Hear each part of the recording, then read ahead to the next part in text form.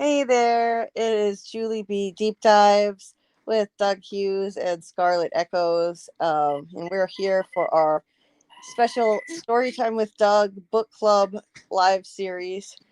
And we're gonna be discussing Doug's second novel, The Shaming of the True, as usual. Um, we've got about two more installments of this before we wrap up the book. And so tonight we're going to be doing, there was a little confusion last night on which pages, but we announced last week the correct pages. We're going to be discussing pages 170 through, I believe it's, wait, no, is it 170? It's Yes. 226. Oh, it's 226 through 270. Sorry. I just got mixed up again. It's 220. That's my fault. See, and I just read the end, so I read to the end. I was like, wait a second. Because you said 326. I'm like, wait, this is the end of it. Yeah. So officially done. Yeah. So it is, it's 226 through about page 269 is where we stop this week. And the last two nights we've been doing From Lives. That's been a lot of fun. So last night Doug was kind enough to surprise us and join us as a special guest on our From season 4 teaser breakdown live. So that was so much fun. I loved that. It was such an exciting day, and so if anybody out there is listening and you missed that, check out the replay. It's pretty lengthy. It's 6 hours long, but Doug was here with us for 2.5 hours, the first 2.5. So check that out if you've missed it. Tonight we're gonna get back to our book club series. And so Doug, and Doug, you've been working on a video with Marcia for your YouTube channel, right? So we want to share that link with the people tonight too. You want to tell folks about that? Yeah, it's about our latest play, Sucker, and it's just a little blurb, very brief, just to give people a sense of what it's all about. And it's the first time we put something like this together, and because it's going to be going on places like TikTok and Instagram, everything is shot vertically. And it was us just playing around with some stuff. We had some green screen stuff and things like that we've never done before. So it's it sort of looks like a first attempt, but if you want to know about the play, you'll get an idea. So nice. Well, that's great. I'm glad you finally did that, and we'll drop the link. We'll find the link and drop it in the chat. And yeah, I would encourage everybody to support Doug and Marcia and check out the link. And I'm going to share it in my Discord too. So anybody out there, if you're looking for it, I'll share the link and I'll tag everybody in my Discord and on my other social media, like my X account, my Facebook channel account, all of that. So we try to get the word out about that, because it's from someone who knows, as a small channel, it's tough to get views on videos. It's not easy. So however we can get the word out, we want to help with that for you, Doug. cool. How was today? Did you have any more fun experiences perusing social media with all the craziness relating to the From teaser coming out? A little bit, but for the most part, I was just concentrating on getting this thing together. Mars was here for about 4 hours this afternoon, so that was kind of the bulk of the day working on that thing. There's a lot of stuff going on social media, but it's all kind of the same, It's just everybody going, "Holy shit!" Yeah, basically, yeah. That was my reaction. Those were my actual words watching. So I'll just say this: wait till the episode comes out, because The teaser has nothing on the episode.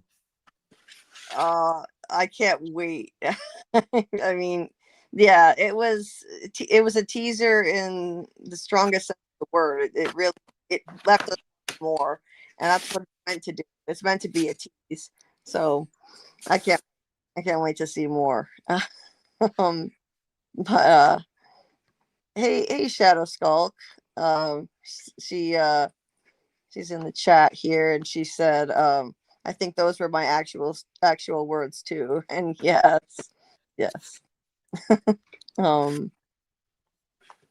She said about the video that you guys made, fantastic, exciting. And Debbie was here in the chat earlier, and she had this to say, just in case I don't make it for the live. Doug, holy fuck, sir, that was right.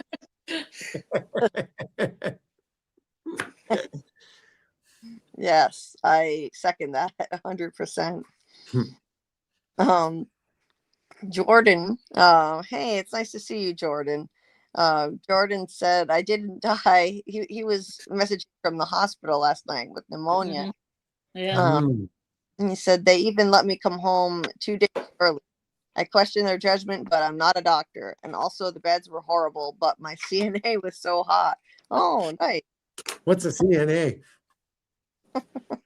So a certified nursing assistant. Oh, nursing. Yeah, I just put it together. Yeah, got it. Yes. Oh, that's perfect. If you're gonna be sick. Yeah. Well, I'm glad you got to go home. Nobody likes being in the hospital, so I hope you're starting to feel better. Jordan said, anybody ever get hypnagogia, where you hear music or conversation when you're sleep deprived? Personally, I hear my thoughts as music. That's fascinating. Interesting. That sounds like synesthesia. I was going to say it does. It's sort of. It reminds me of synesthesia. Yeah. Synesthesia. I mean. That's fascinating. Well, yeah, no, I can't say that's ever happened to me, but yeah, that sounds interesting. Anyway, so I'm gonna let's see, did I tag everybody in the server? I think I did.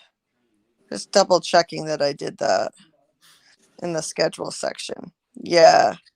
I think people are burned out from the last 2 nights of burning the midnight oil watching live streams in our community. Everyone has been going live the last 2 nights, and people are probably just completely burned out from looking at screens. I was going to say more than the last 2 nights, the people that started at like 10 a.m. before the teaser even aired were having lives. Yeah, it's been nuts. Down. That's dedication for you. Yeah. It's been nuts. Somebody, went live as soon as the teaser dropped. I mean, geez, at least I wanted to have some time to digest it by myself before I jumped on a live stream and talked about it. It feels more like a sporting event when there's a countdown clock and people are ready to go. Totally. Yeah. It was intense. And I was like, whoa, slow down, people. I took the afternoon to analyze the hell out of the teaser myself alone and get my own ideas straight before I went online talking about it. That's just me. I don't know. But we always have a strong replay gang with this. So if people are burnt out and they miss us tonight, I'm sure they'll replay this tomorrow. And maybe they'll join when we get started. So we might as well get this thing going. I was going to say that was one thing I noticed today. A lot of the comments on the teaser were like, it's really confusing and they don't tell us anything. It's like, it's a teaser. That's not what it's designed for. What do you expect them to do? Like spell out the plot line for the next 10 episodes, for God's sake? I mean, Jesus. Yes. Yeah, it's literally supposed to be a tease. Sorry. If it was on Netflix, that's what they'd be doing. It's supposed to be a tease. It's baked into the word. It's not supposed to tell you much. Yeah. What do you expect? Yeah, but it's just, it's always something. People always have to complain about something. I'm Yeah. happy with it. Mhm. Anyway, um, I'm gonna now that we're ready to dive into the book. I mean, unless you want to, maybe we should drop the link First attempt. to your video first, Doug. I just went on like Marcy and I have a channel together, and for some reason it's not showing up on there. However, I do have my own channel, and you can see it there. So I can give you that link, and we'll see. Yeah, let's see. Because Hang on. I looked at the link that you sent me, and I couldn't get to anything from there. I think you sent me it looks like you sent me the link to like your studio version of it, where only you can get access to it as the owner of the channel. And I don't know, like I never, you know what? Let's not do this tonight because I don't think I have this properly set up yet, because I never do this. I mean, Mars and I put a couple of things on the channel a couple of years ago, and that's the only time I ever did this. I've uploaded it onto the channel, and I thought that I made it public, but apparently it isn't there yet. So let's hold off on that for tonight, I think. And we're going to talk about this tomorrow anyway, so we can work that out then maybe. Yeah, absolutely. I'll help you. I'll help you figure out whatever the technical issue is tomorrow, and then we'll the next stream that Scarlet and I do, we're gonna be within the next few nights. I want to pick a day with Scarlet to start the From Rewatch, and that night, if we have that ironed out by then with your video posted, we'll share the link during our live then for everybody. That's a great idea, because you'll have a ton of people there for that. So Yeah, absolutely. Okay, it's a date. All right. A date with Doug. I'm going to drop. Sorry, what, Doug? I didn't say anything. I think that was Scarlet. Oh, okay. Go ahead. No, I just said a date with Doug. All right. That's all I said. That was it. I am going to switch to my Chromebook here. Let's see. So I might have to drop off for just a moment while I switch devices, and then we can start diving into the shaming of the true. Be right back. Okay.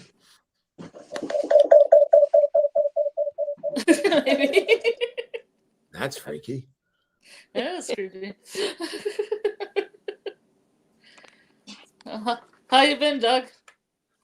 I've been okay. It's a bit of a drag walking around in this silly walking cast, but I never can do that smoothly. Yeah, when are you getting that taken off? I just got it put on, and they said 6 weeks. So Oh, really? That's a while. Yeah. Okay. Sorry about the weird alien sounds, but I didn't know what that was. that happens when I switch devices. I don't know. I don't know why. It's probably some kind of feedback, I think, between the two devices, maybe. Yeah. It's better than your red alert alarm last night, where I thought I was going to have to jump underneath the table and put my hands over my head. Duck and cover.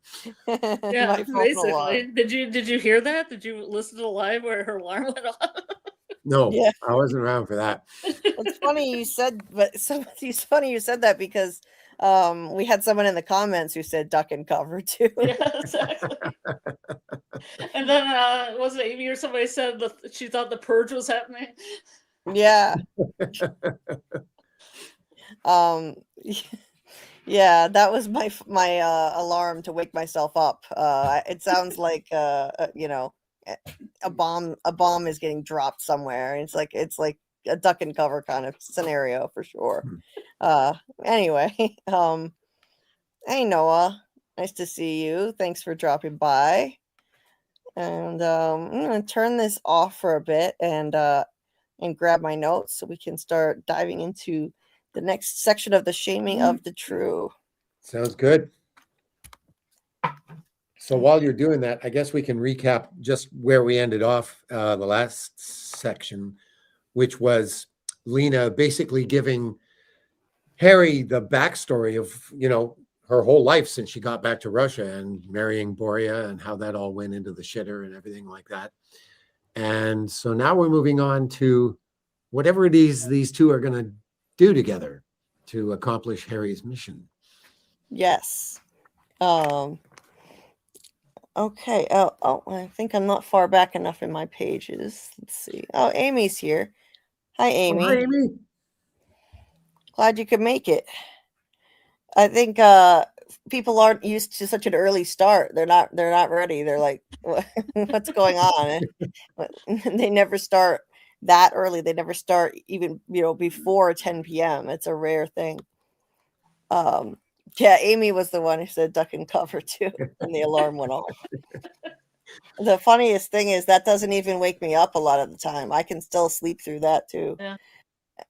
Anyway. And plus you told me you had to do like calculus or something to get it to shut off. Yeah.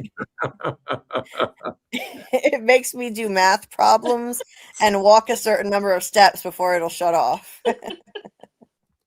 Yeah. That's how deep of a sleeper I am. I need that. Yeah. Anyway. Where did you get that? Where did you get that, Julie? So it's I don't remember the name of the app, and my phone isn't nearby, but it's just a free app I got from the Google Play Store, and I Googled like air horn alarm, loudest alarm, and I downloaded it, and that was it. I just added it to the app. Anyway, getting back to the book here,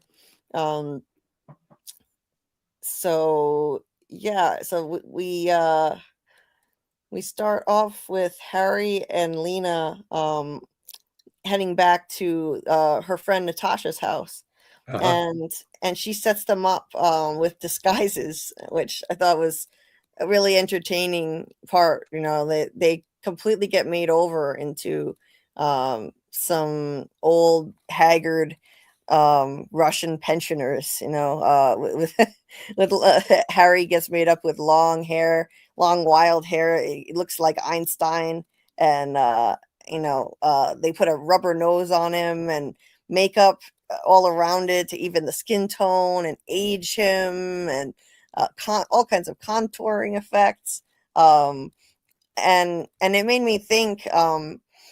It made me wonder, like, what kind of things have you had to do like that in your career, like in theater? Have you had to undergo a lot of makeup to age you, put prosthetic features on your face like that, and transform you like that? Oh yeah, done it all. In Sure. fact, I'm going to see if I can find a picture for you. At Shaw, we did a lot of that kind of stuff, and so a lot of my pictures from Shaw, I'm barely recognizable, and they make Harry up to look like Einstein. I've got a picture of myself from a show I did at Shaw where I look like Mark Twain. I'm going to see if I can find it and post it here. But talk amongst yourselves while I look for this. It may take me a while to find it. Yeah, Harry thinks he looks like Einstein, and I think someone else, Lena also compares him to Mark Twain too, in the book here. And as I was reading it, I thought, this is something you definitely pulled from what you have to go through in theater with the makeup and prosthetics that they put on you to transform you into these roles, and using spirit gum to affix this rubber nose to your face. That goes way back. Stuff. That goes back to the days of vaudeville, that kind of stuff. And that stuff is still used. I mean, you still do that stuff, That's so cool.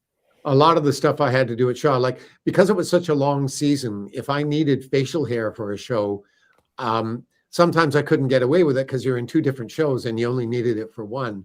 But generally, I would try and grow the facial hair so I didn't have to worry about putting it on and having it fall off, because I've literally had half a mustache come off once in the middle of a show. Oh no! Which was, and what do you do, right? I mean, you're there's no escape from that one. You're stuck with it, Yeah. I heard a story about an actor that happened to once in an amateur performance. He was playing a detective, and he was he had a Scottish accent apparently, and at one point half of his mustache fell on the floor. And he, with a completely straight face, he looked at everybody else on stage and said, "I just read it to look older." And of course, the audience went nuts, because the audience always, I mean, it's really the best thing you can do when stuff like that happens is do or say something to acknowledge it. And then everybody gets to, everybody's in on the joke and they get over it and you move on. Yeah. Right. Absolutely. Oh, I just realized I forgot to change our background. We're not on From tonight. We're doing story time. So let me get rid of the From background. But anyway, yeah. The audiences eat that stuff up when things go wrong. It's fun to see like things happening like that in real time. I enjoy it as a member of an audience, and then the way that you ad lib your way out of it, it's great. Yeah. It's great. And it's not always possible to do. Sometimes you just have to stand there with that 3-egg omelet on your face, like there isn't an ad lib that's going to save you, but anytime that you can actually do it, it helps. There you go. There he is. Oh, wow. And that was the show where half the mustache fell off one day. Oh my God. Yeah. That is a really good likeness of Mark Twain. and that wasn't what we were trying to do. I was gonna say. That's just what we ended up with. And this, I'm going to post another one here. You've seen this picture before, of course, but this will give you an example of one of the more extreme things I had to do for a show. Oh, it's not letting me do it for some reason. I don't know why.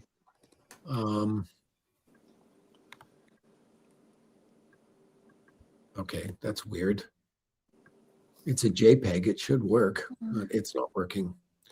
I will save it as something else and see if that fixes it. Anyway, so where were we?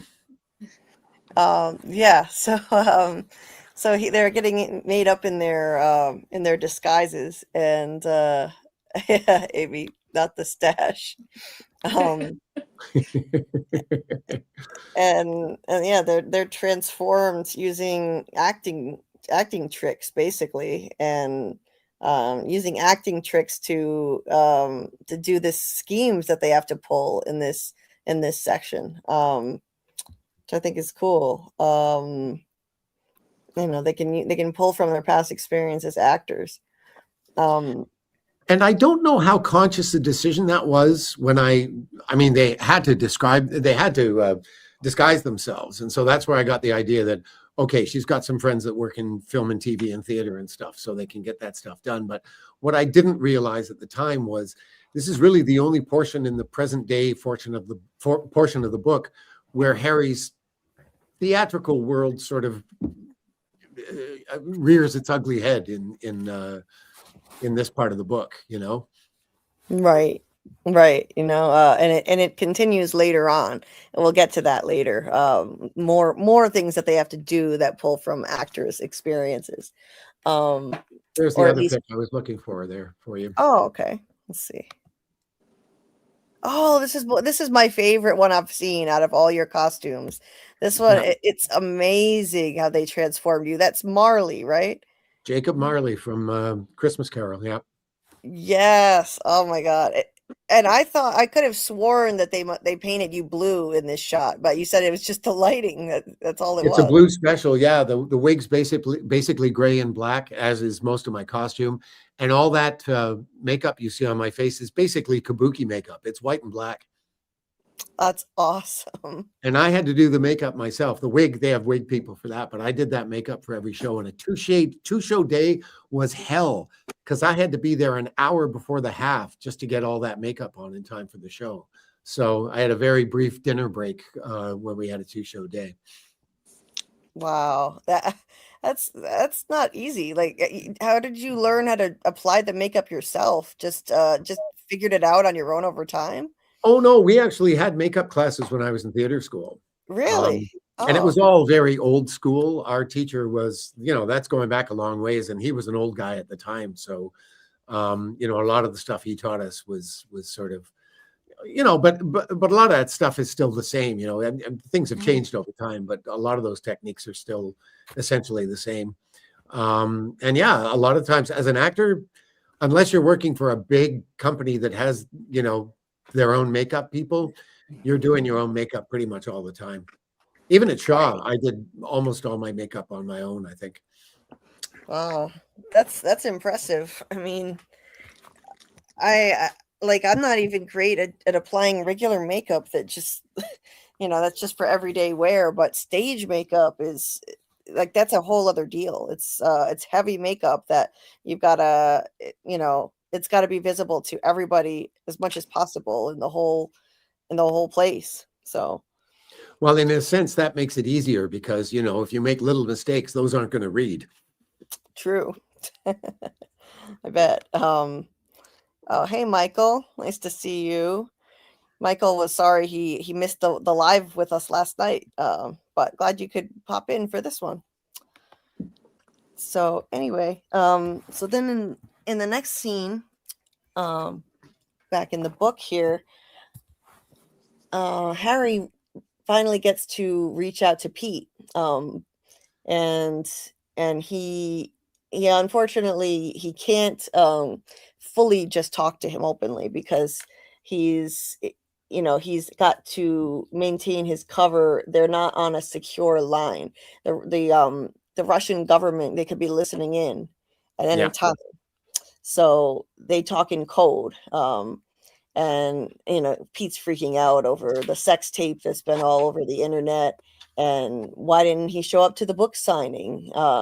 He's got to pretend he's focused on that, even though that's just a cover, the literary agent stuff.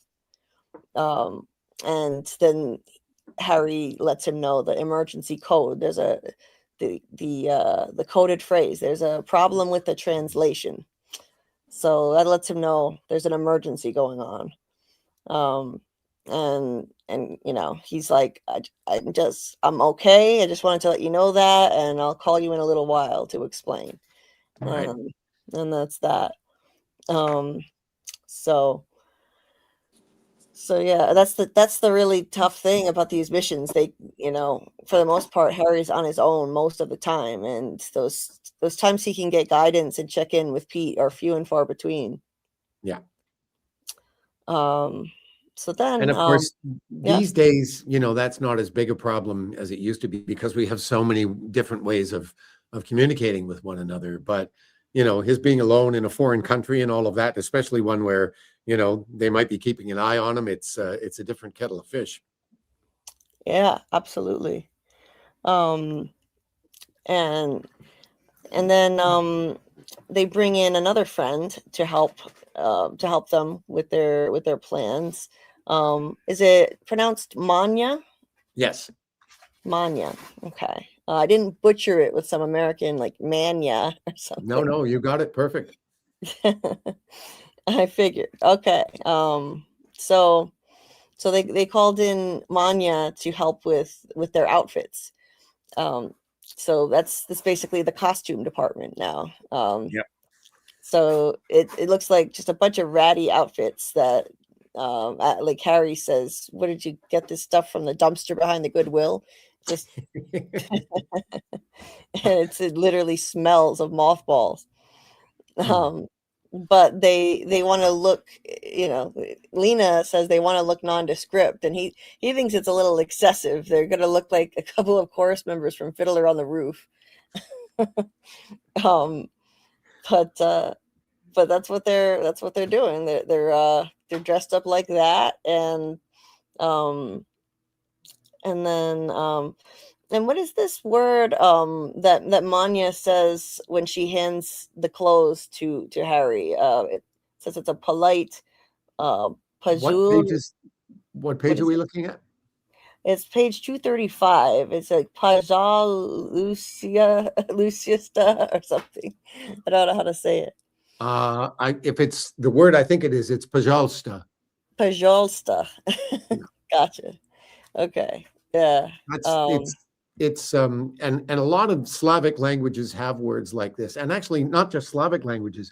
It's a word that can mean either please or you're welcome. depending on the context. Mm-hmm. Okay. And then and Harry knows very little Russian, so he always defaults to his usual few handful of words that he can say. Spasibo, is that thank you? Is that Spasibo thank is thank you, yes. Spasibo? And Bolshoi spasibo is thank you very much. Right.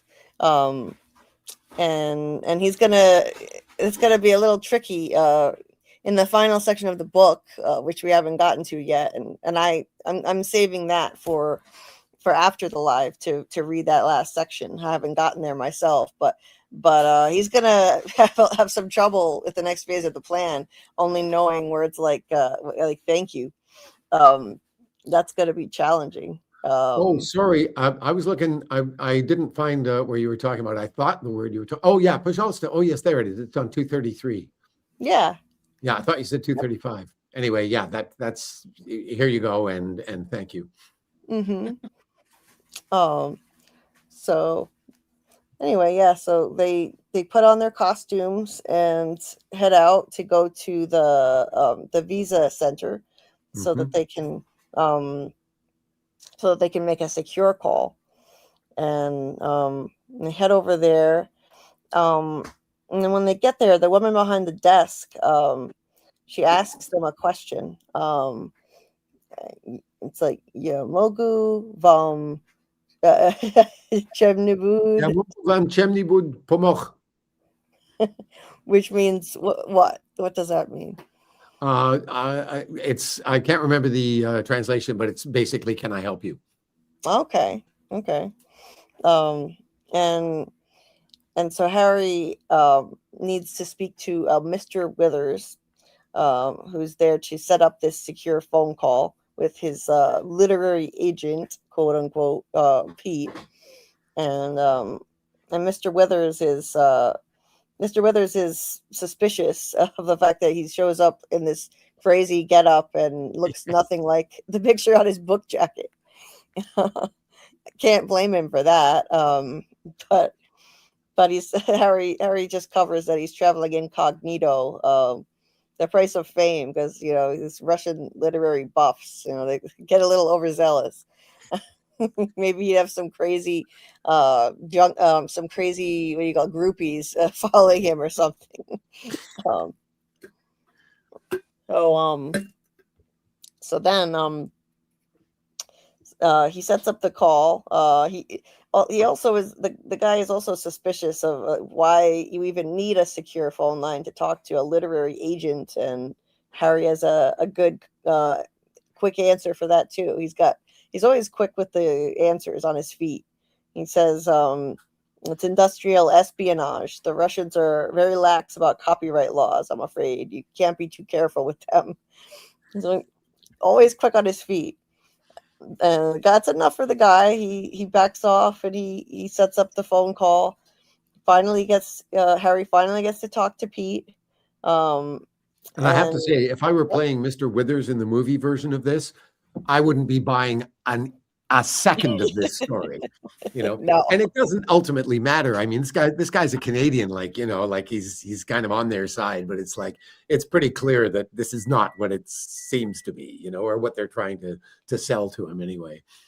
Absolutely not. And I found this whole section really, really comical. Just the whole situation. It's the absurdity of it, the crazy outfits that they have to wear to do this, and it's just like it's almost farcical. It's almost getting into farcical territory what they're having to do to conduct this mission. So I like how you interweave comedy in with the drama that's going on here. And a touch of theater, as we said. And a touch of theater too. Yeah, I mean, this is one place where Harry's background is serving him well as a field agent, It certainly is. Oh, hey Trace, nice to see you. Hola, Trace. So finally Harry gets to speak to Pete on a secure line. This time they can drop the pretenses. and Harry explained to him everything that had happened, which was just a wild ride, as we discussed in the previous book. What had happened to him with Lena, and how she drugged him, made it look like staged it as if he had slept with her, and she filmed it, but in reality it was two adult film stars, a deep fake to make it look like Harry and Lena, and but it got out of hand, and she wanted a revenge. She wanted revenge on her husband, for all of his abuse for all these years. So she inserted her face into the deep fake to make it look like it's really her sleeping with Harry. And so that guy just, flipped out, gave her a black eye, leaked the video to the news, and then had Harry arrested for espionage, sent to a Russian prison, and then, well, he was going to be on his way to some kind of Siberian type of work camp, all in the span of 24 hours. That is a wild set of events that he had to relay. It's crazy. And I like Pete's reaction to the part about Lena drugging him. I was waiting for that. It's like, oh, for fuck's sake, kid, a Mickey Finn. Did you learn nothing from me in the last 35 years? I mean, a Mickey, the oldest trick in the book. She slipped him a Mickey. Yeah. And it's like, what a fucking mess. Your face is all over the goddamn news, for Christ's sakes. And not just your face, if you know what I mean. I love Pete. He's so funny. His reactions to things are always entertaining. And Harry's like, for what it's worth, the face is the only thing in the video that's mine. And Pete has a funny line to that on that too, that you might want to keep that to yourself. Whoever that is, the guy is, he's hung like a mink whale. Yeah, but that could actually save Harry. It could save his relationship with Chantal, because that could be his proof that that's not really him in there. Exactly. This is precisely why that little detail is in there. Well, and the guy's a porn star anyway, so but yeah. And I she thought, would if it's not immediately apparent to her that it's not Harry, that there's something wrong with this image, that's going to be a hell of a loose end to have to tie up at the end of the book. So, wanted to put paid to that problem. So that's what I came up with. Hung like a Mickey whale. Oh, it's perfect. This will save his relationship with her. That's his proof. She would know what he actually looks like. She ought to know. So, yeah, and just in the meantime, though, Harry asks Pete to just give her a call and let her know it's not really him. Yeah. She's probably moving out as they speak. So he lets he lets Pete know that Lena is once again wanting to defect from her country, and just like back in the 90s. And there's one other important detail, that there's a mole. There's a mole in Pete's circle, because somebody leaked Harry's entire life story, his whole dossier, including this op, and to the Russians. Lena knew about it, so that's a problem. So Pete's got to figure out who around him is a mole. Yeah. And so he's gonna have to figure that out. He'll find him, and although he points out that's probably like there's only a small group of people that have access to that dossier in the first place, so it's probably not going to take him too long to figure out who it was. Right. Yeah. So they need to get rid of that problem right away. A mole is a serious issue. That could be a life or death thing. It could have gotten Harry killed, and or at least sent away forever to prison. And a Russian prison, no less. Yeah. So Pete tells him, make sure you install that malware program before you leave the country, or this whole shit show was for nothing. And Harry doesn't think he'll have any problem getting Lena to cooperate with that part, because she's really motivated. She wants revenge on her husband, and this will make his life more difficult. So he's confident that she'll be on board. He hasn't asked her yet about installing the malware at the IRA, but he thinks that she'll do it. And then I did that for a specific reason, because I they could have had that conversation before he called Pete, because that's certainly something that Harry would have wanted to tell Pete. But I thought, I don't want all the loose ends tied up when he calls Pete. I want there to be a sense of, okay, there's still elements here that we have to deal with, kind of thing. It's like, yes, he's pretty sure she's going to go along with it, but it's not a done deal yet. Absolutely. Yeah. So yeah, we don't want to make it too easy for him. Exactly. So it makes sense to me. And then the only other issue will be getting him out of the country, but that's going to be a problem now that they're on the run. He's on the run from prison along with Lena.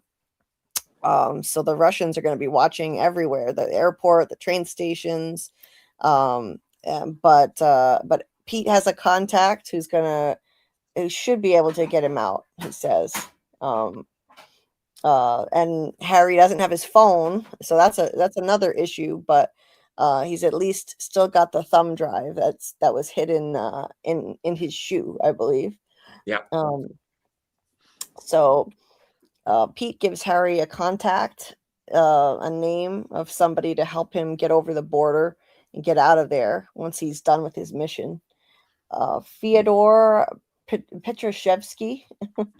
Fyodor Petrashevsky. Yeah. Mm-hmm. And he says that Harry needs to say, "Is this Fyodor?" And when he says yes, say, "I need to see a man about some fish." That's funny. And Pete's like, "Yeah, I'm serious. Just say it. He'll know what to do." And this is it. They're not going to have any more communication after this now. Harry's got to get the rest of this done on his own and get out of there. Yeah. So yeah, there's a lot more. There's a lot more to this before he's out of there. And oh, hey there, SL Rhodes. It says, "Sup, Fromley. Hello to the chat and mods. Hello, Julie. That was a damn good trailer, Doug. Hello to you as well." Glad you liked it. Yep. Yep, it was a damn good trailer, and Doug was by far the star of that thing. Anyway, let's see. Oh, and Scott is here. Hi, Scott. Nice to see you. Hey, Scott. So anyway, so getting back to the book here. So the call ends, and then let's see. So basically, Harry relays the next part of his plan to Lena, that he lets her know that the IRA helped get this guy Cullivan elected in Canada, that they interfered in the Canadian elections, and at least he's likely to get to be elected prime minister. And basically he makes Trump look like a Sunday school teacher, as Harry said. So that's a terrifying thought. He'll be a disaster for Canada if he gets in, and they can't let that happen. So he asks Lena to get on board, and she, like Harry predicted, said that she's okay with doing this, that she's got no loyalty to the IRA, and she's ready to help burn the place to the ground. She'll light the match, as it were. Yeah. So that's great. So they're full steam ahead on that plan. He gets the thumb drive out. He tells her all about the malware program and on that drive and how it's supposed to work.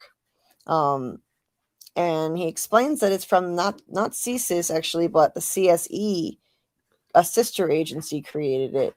And That's the Canadian Security Establishment, and they're kind of a rough equivalent to the NSA in the States. and apparently she's not impressed with them at all. She says, "Oh yes, them." He's like, "What do you mean them?" She says, "I don't mean to be insulting, but we've been running circles around the CSE for years." So she's not really confident that this malware program will be as effective as he thinks. Yeah. So when you were researching this, I mean, is there any basis in portraying them that way? Do you think that have they been seen as an ineffective organization in Canada?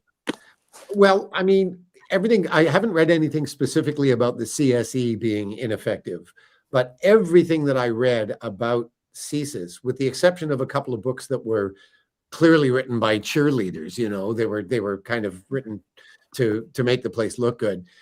Everything I read just said, these guys got a lot of problems. It's not a well-run organization. It's not well supervised, or the oversight is virtually non-existent. It's a mess, basically. And I thought, well, if that's true of CSIS, it can't be all that different at the CSE. I mean, considering what the people at the Internet Research Agency are doing on a daily basis, it wouldn't surprise me at all to find out that's actually true, that they run circles around the CSE on a regular basis. But that's fiction on my part. Right. Okay. I was just curious. So Lena has an alternate idea to kind of supercharge the plan, supercharge this malware program. Well, and to the credit of the CSE, when she first looks at the program, she's rather impressed with it. She thinks it's pretty good. Mm-hmm. Except for then she has an idea on how to improve it. Yeah. Yeah, she says it's actually pretty clever, but she says let's make it even better. Let's make it so that these messages that are going to be generated on social media, that not only do they appear to have objectionable content, that they should actually contain something objectionable, like adult content, images, that kind of thing. And the more graphic the message, the greater the impact. The internet is so visual, as she's pointing out. So I think that's a great idea. And that she explains that the people sending the messages won't see the images that they're implanting. Once a message is sent, they won't take the time to view it on the site they've posted it to. They've just already moved on to the next one. And then once the program is in place, their accounts will on social media platforms will just start falling, like dominoes. And yeah, that's basically what the CSE surmised would happen, that by the time the Russians get to the root of the problem, the damage will already be done. Yeah. So. And I actually had to do a fair amount of research on this stuff to make sure that I wasn't, completely talking out of my ass. And I went on a couple of hacker websites and said to people, this is the kind of program I'm trying to design. Is this actually feasible? And that's where I learned that, yes, but like someone who actually looked at the program, like a computer programmer, would be able to see that these special characters had been added. But if you just loaded the program, that would not be apparent to you at all. You would have to go in and look for it to actually find it, And the idea of implanting the pictures, yes, that's possible as well. So I figured it was on fairly firm ground with this idea. Interesting, yeah, because I don't know anything about this sort of thing, and hackers, the way that these programs operate, it's so complicated and technical. So I'm not surprised that took a lot of research to nail down and make sure that you're presenting something believable. Yeah. Um, um, thank you And so much. also the thing about the guys at the IRA posting this stuff without looking at they don't take any time to look at it at all. The whole job is just to sit there and spew this stuff out all day long. They don't waste any time going on to check to make sure the messages have landed. You know, they're bots, for God's sake. You know, it's Right, all automated. right. That's how bots work. Yeah. So absolutely. And thanks, Scott, so much for the support. Please hit the like button and help people find the stream, and subscribe if you haven't subscribed to the channel. Ring the notification bell to keep up with when the latest live streams are going to be happening. Sometimes they do get postponed due to my health condition. So ringing that bell helps you, will help people get informed when lives do get pushed back. Um, so so anyway, so that's the plan that they Oh, set I in had motion. something to say. Oh, go ahead, Scarlet. There's also a hype button. If this live ends and you see a hype button, press it, and that gets us higher up in the algorithm. Yes, that's right. That's a fairly new feature, and apparently everybody gets a certain amount of hype points that you can give out every week for free. So after the live ends, you should see under the video, among the different buttons, one of them will say hype on it, and you have a certain number of points, and then you can choose what videos you want to give them to, and it helps push this out in the algorithm so more people can find it. And we get a small creator bonus here, because when you're a small channel under a certain threshold, you get way more points that can be given to you to give you that extra boost. So yeah, thanks, Scarlett, for reminding me of that. I always forget that latest feature. No problem. So yeah, they set that plan in motion right away with the malware. Lena gets right to work. She's really good at what she does, running the IRA and all. She's really great at doing these technical things fast, and she gets it all set up, and sets up an image of a trio of people in a threesome that'll just post on its own by bots through this malware program. And she says she added a little pièce de résistance just for fun, but doesn't say what it is. Just a small data file she added to his thumb drive, and doesn't say what it is. I'm intrigued on that. I don't know what that could be. And I frankly don't remember what it is, so I can't tell you. Right. So you'll be surprised too. It comes out at the very end of the book, but I can't remember right now what it is. Nice. Well, then we'll all be surprised together. Yeah. It's funny. So yeah, they get that all set up and onto the thumb drive, and And just when we think everything's fine,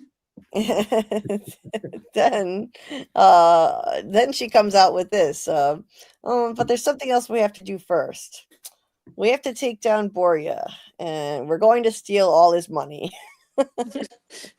That little thing, and it's no big deal. It's just a matter of 35 billion US dollars. Uh, that's crazy. What a wild complication that I was not expecting. That's quite a caper, a $35 billion heist. well, it was 35 billion. He doesn't have 35 billion now. He's down to about 12 billion. So, you know, he's a pauper. Yeah. Oh, just a paltry 12 billion. Okay. Yeah. So she says that, it's not even about just revenge, even though that she does want revenge on him. It's not just about that. even if she makes it to Canada, she explains that even if they give her a new identity from CSIS and hide her, she'll never truly be safe if he's poised to take over the country in Russia.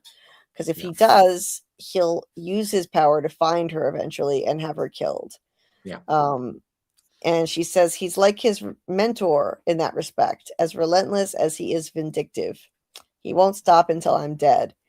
And the only way to prevent that is to stop him before he gets that far. And the best way to do that is to hit him where it'll hurt the most, in the wallet. So that's a good point. I mean, yeah, he's a vindictive, vengeful guy, and he's been obsessed with her, wanting her love and not getting it all this time. So he would definitely he wouldn't let her get away if he took over the country. So I understand why she wants to do this. And Especially with her escaping the country with his arch enemy, Harry, you know. Yeah, that's the kicker. The guy she really loves, right? I mean, it's just like, yeah. The one she really loves, who's he's been obsessed with for all this time, knowing that she loves him. Yeah. Oh, he would never let that stand. He'd probably want to hunt Harry down and kill him too. So they figure out, she figures out a way to do this. He's been running Russia's biggest energy company for a long time. And he made a massive fortune. That was the over 35 billion US dollars. But he did lose a big chunk of it. He lost a big chunk of it in, well, he had it in tax havens, but then there was the subprime mortgage crisis of 08. And his energy company was sent to the verge of bankruptcy. But to make his country solvent, he wasn't willing to use his own fortune to save his company. As a kleptocrat, he refuses to do that. So he turns to the Russian mobs to do it. Turns to the mobs and gets their help covering the payments. And then everything seems like it's going fine until Russia invaded Crimea. And then they've got sanctions imposed on them from all the Western nations. His company, once again, is badly crippled by that. They couldn't do business outside the country for the most part. And so now things are even worse than ever for him at that point financially. And he did have to start paying off the mobs with his own money. And he's just been doing that. He moved all his money to a bank in Belize, and started making payments to the mobs, just enough to cover his interest, and waiting for sanctions to be lifted, so that he could get back to making loads and loads of cash and finish paying off the mobs.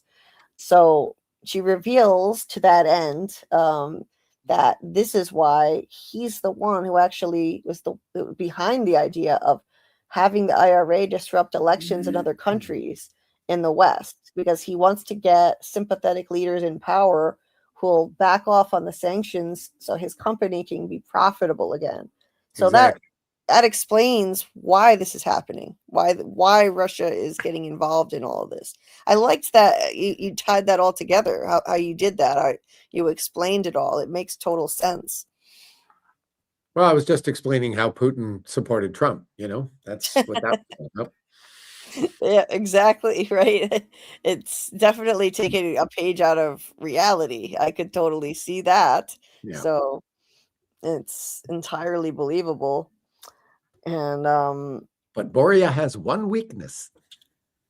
Yes. So let's see. So on his personal computer, he's not very good with his security. He's not very good at keeping his computer secure from his wife. He doesn't know that she could get his password for his computer anytime he wants.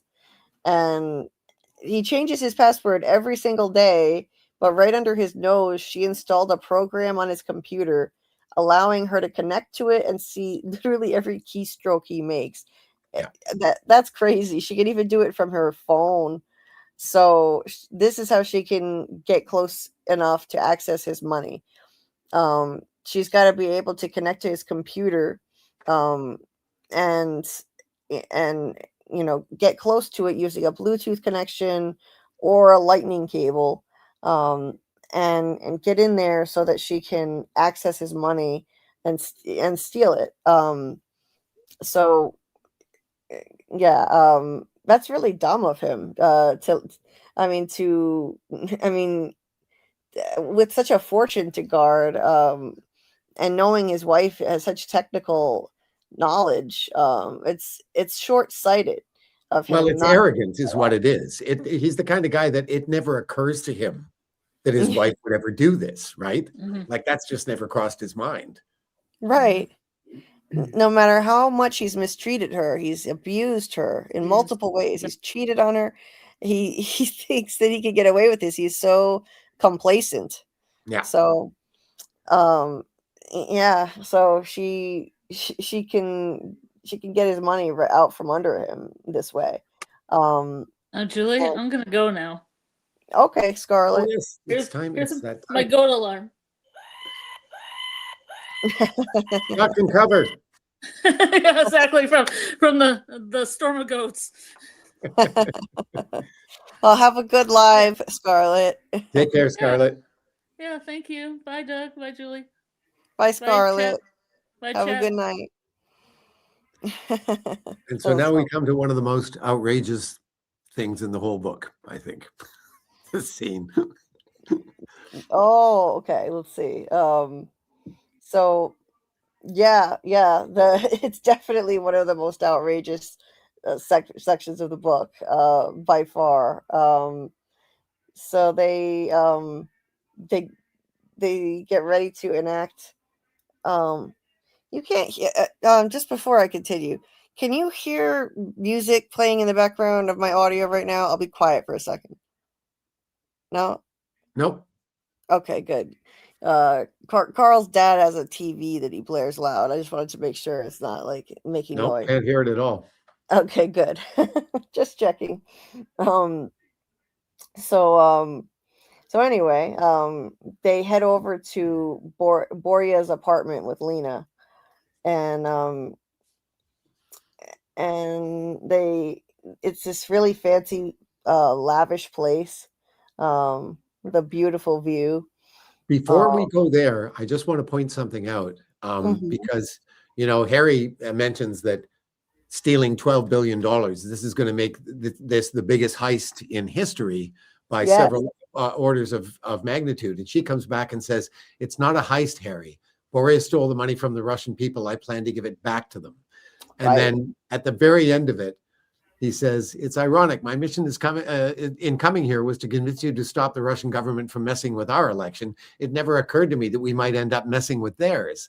And she says, I think of Yeah. it more as saving my country from self-destruction. You want irony, Harry? Consider that if we succeed, someday you may be made a hero of the Russian Federation. I loved that part. I highlighted that whole section, actually. Yeah. I love the irony of that. And yeah, I have this entire section highlighted because I thought that's such a cool twist. That And it's not a twist that occurred to me when I came up with the idea of them stealing the money. It didn't occur to me until basically I wrote those paragraphs. Like looking back at it after the fact, I was like, wait a second, think about this, Like I didn't plan for this to happen. It just sort of plunked in my lap when we got to this point. right. And it's kind of, I think, poetic justice, that in the end, she could wind up using the situation to manipulate, with Harry's help, manipulate the Russian election, to use this money, but manipulate it in an above board way, to not in an illegal, Corrupt way. Yeah, in this case, to influence the election, and by giving money to a reformer candidate, who could really change things in the next election. Yeah, exactly. Be a hero, and make Harry a hero in the end of for helping her. So yeah, really cool.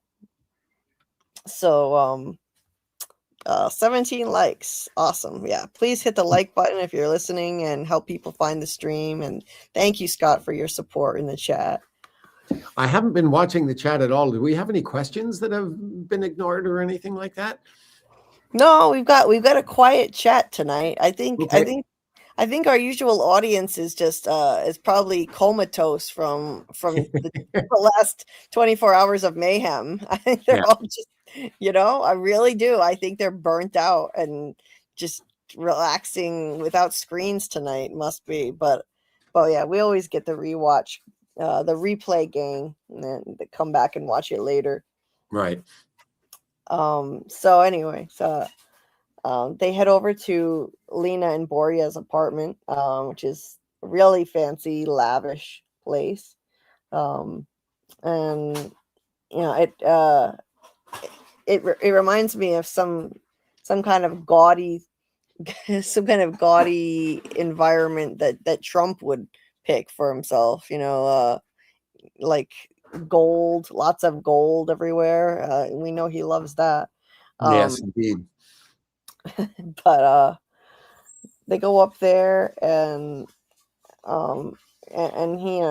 Harry notices that everything built since the fall of the USSR looks like it had been designed by the same architect. Everything's very, very modern on the inside now. And is that something like when you did research, like did you learn about that through, because you said that you haven't been there. Have you been there since the fall of the USSR? I forget. No, I was planning to go back when I started writing this book, but I Right. couldn't afford it, and then the political situation just made it impossible. Right. It's another country that I won't be visiting anytime soon until there's a major regime change. But no, a lot of that was just doing searches on Google and looking at what St. Petersburg looks like now. And I mean, it's always been a beautiful city, but there's much more modern architecture now than there was back then, for sure. The only architecture you saw back then that was modern was Soviet architecture, and you know what that stuff looks like. Mm-hmm. Oh yeah. So, yeah, it's got to be challenging to write to take a setting like this and have to write about it when you haven't been there, and it's so foreign to places that you've known personally. Yeah. As a writer, to do that justice, but it sounds convincing to me. Well, and I mean, the thing is, there's so much stuff available on the internet now that you can do a lot of research at a distance, but it's not the same as being there. And I would have much preferred actually going and visiting the city, but it just wasn't workable. I mean, that's why I went to Crete the year before last, because Marcy and I were writing a play that was set there, and she had been there and I hadn't. And sure, I can go online and look at lots and lots of pictures, but we had a very specific idea in terms of where their home was placed and how far away it was from everything and what the terrain looked like. And yeah, you can go online and look at pictures and get a general idea, but I much preferred being able to go to the very spot where we intended to set the play and look at it and go, yeah, this actually works, and if it was only to go there to answer that one question, it was worth the trip for me anyway, Right. Oh, hey, Rose. Nice to see you. Rose says, Soviet architecture is too boxy and plain for my taste. Yeah. And you still see a lot of that in Warsaw, for instance. A lot of the apartment buildings that were built after the war. The Russians did an excellent job of reconstructing the old town in Warsaw. If you went there now, you would have no idea that this stuff was all built since the end of the Second World War. But then you get out into the suburbs where all the people live, and it's just rows and rows of identical, drab, boring apartment buildings. Mm-hmm. Very, very, very Soviet, that stuff. Yeah, it sounds depressing just to be in that, to be surrounded by that. Yeah. So so they get into Boria's place, and Lena just she doesn't she kind of drops a lot on Harry right in the moment. He doesn't really know what's coming, which I find funny. He finds out in real time with us how this is going to go down when Yeah. they get there. And so we get his reaction is kind of it mirrors ours as the audience. She says we've got to be quick. His Boreas computer will be here any minute. And he's like, what are you talking about? And she says, you'll see soon enough. Um, yeah, they'll see. Um, and they go down to the master bedroom, and he's like, what are we doing here? She said, we're waiting for Boreas computer. I like how you wrote this, very very cryptic. Like, we don't know what's coming at all. And literally in some ways we don't know what's about to be coming here. um it's it's fun. So he says, what do you mean, is someone delivering it to us or something? She says, yes, Boria is. He's like, what the hell are you talking about? um she tells him Boria knows that she works late on Fridays, so that's the time he schedules for his weekly assignations. uh, Assignation. assignations. Yeah. and and he's like, seriously, he brings her here, meaning a mistress. And Lena says he brings them here. Boria has a stable of girlfriends. And Harry says and he has sex with them in your bed. How horrifying. She says that, yep, that's just another in the long line of humiliations he subjects me to. That's disgusting. So she knows about it. He brings a group of women there regularly to do this in their bed. um and he's immediately panicking, like, this is a bad idea. How are they going to pull this off without getting caught, with him coming there with the laptop? And she reassures him that she's got it all worked out. That he carries his laptop with him wherever he goes, and he won't let it out of his sight. And when he brings these women there, he sets the laptop on the table next to the bed. So what's the plan? It's just simple. She says, we hide under the bed. He's like, what? While they're doing this in the bed, they're gonna hide under the bed. And Harry's like, we'll get crushed under there. She's like, oh, we'll be fine. The mattress is solid memory foam. It has zero give to it. And he says, so we're going to just lie there while the two of them are having it off. She says, in a word, yes. Wow. It's wild. Okay. And he thinks it's an insane plan, but she says that they have no choice, that if she's going to get access to his bank account, they've got to get close enough to his laptop for her to establish a connection, a Bluetooth connection. And so they've got to be hiding under the bed. He doesn't let that thing out of his sight. So Harry's like, well, how are we going to even get out of here without being seen? Do you expect us to stay under there till they've left? What if one of them spots us? And she says, no, don't worry. As soon as they're done, they always head for the shower. That's when we make our getaway. And he wonders how she knows all this. And she says that she's got is that a Matryoshka doll? Matryoshka. Matryoshka. I can't say it right, but They're the dolls with the little dolls inside them, like. Yeah, Yeah, the nesting dolls. exactly. My mom had a set of those as a child, that her father gave her. Yeah, she said that this doll next to the bed, her right eye is actually a video camera. That is clever. So she's been spying on her husband with these women, knowing exactly his whole routine and planning this out. So that's pretty brilliant. So she knows exactly everything that goes on there. I don't know how she could possibly stand looking at it, but now at least she knows what's going to happen, all of their habits. Um, so he says that, well, I'll give you this much. It's subtler than Elf on a Shelf. The Elf on the Shelf, yeah, definitely. And so yeah, they get under the bed and they wait. I also liked this line too. He asks how long is it going to take for them to, for this to happen. And she says, not long. Still, if Boria's past performance is anything to go by, I'll have to hurry. So a little jab at his performance in bed being short. Indeed.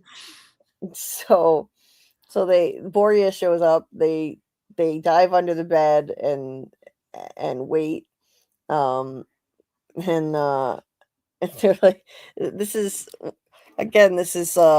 such great comedy woven into the drama. I really enjoyed this segment.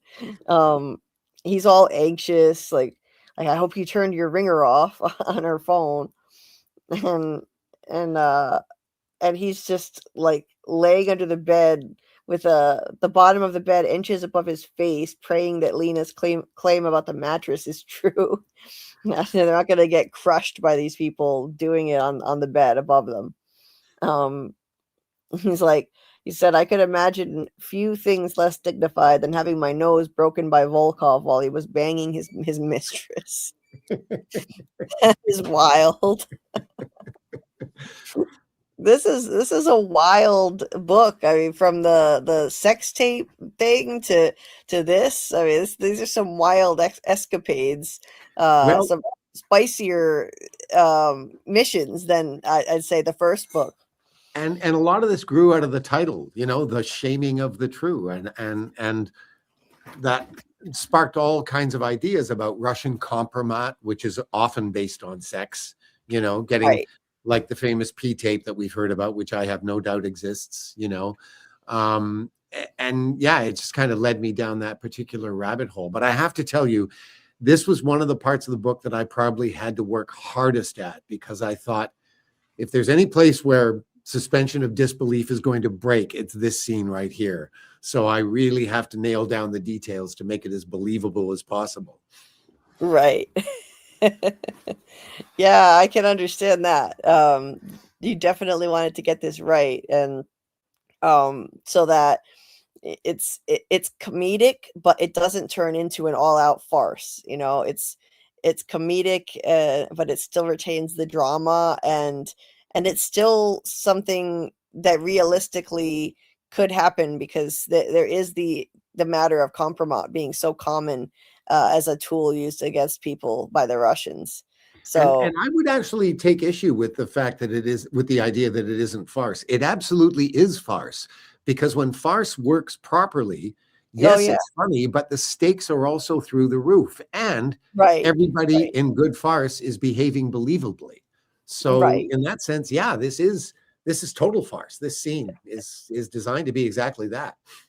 Okay. Well, that was my first impression of it. Like this is farcical, but I'm not as familiar with the genre as you. Like so far in farce, it doesn't mean the stakes are not still there, because I still feel the stakes in this scene, but it also feels like what I know of farce. It feels like that as well. Well, I'll tell you a story. When I did the first farce that I did at Shaw was this play called Will Any Gentleman. It was a British farce from the 50s.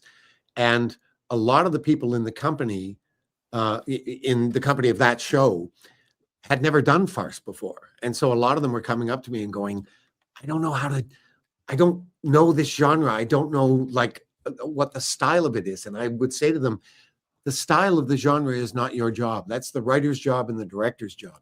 You don't approach farce as an actor. You don't approach it any differently than anything else. The only difference between farce and a regular comedy is that in farce, the stakes are through the roof. The reason people are behaving so outrageously is not just comedy for comedy's sake. It's because it's the only option that's open to them to get what they need to get.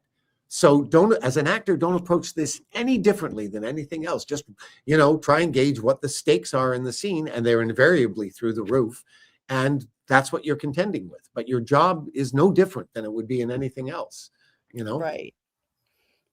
Yeah, that makes sense. I haven't seen a lot of farce in TV or film, or theater. So that's it's kind of new territory for me. But I've definitely seen great examples of farce even in sitcoms like Frasier, and we've talked about that before. There have been episodes of Frasier that played as perfect farce, a perfect example of farce. And watch Faulty Towers if you've never watched it. Oh, yeah. Have you ever seen Faulty Towers? No, I'm going to add that to my my list, though. God, Julie, if there is a series on the planet Earth that you need to see, it's Faulty Towers. There are only 12 episodes, so it doesn't take a lot, and it's a half-hour show. But Okay. you want to see some brilliantly done farce, watch Faulty Towers. Faulty Towers. I just added that to my list. It's John Cleese Awesome. from Monty Python. Nice. Oh, I would love that. It's a genre I want to dive into more now, so I will definitely check that out. Yeah. Awesome. I see we have some more people in the chat. We got I'm with Alice. Nice to see you. And Doc's here. Hey, Doc. Hey, Doc. Nice to see you. Better late than never. Thanks for coming. and yeah, Shadow Skulk said Faulty Towers is hilarious. Yeah. Yeah. Yes. It's brilliant writing. It was John Cleese and his wife at the time, Connie Booth, who put the series together, and she's in it. She doesn't play his wife in the series. This other brilliant British actress does, but yeah, it's great. Nice. Yeah, Rose said that's an old British show. Yeah, it was made he did it right after Monty Python finished, actually, sort of mid-70s. And she said she also said it's hilarious. Yeah. Yeah. Well, I will definitely have to check that out. I had never even heard of it, so awesome.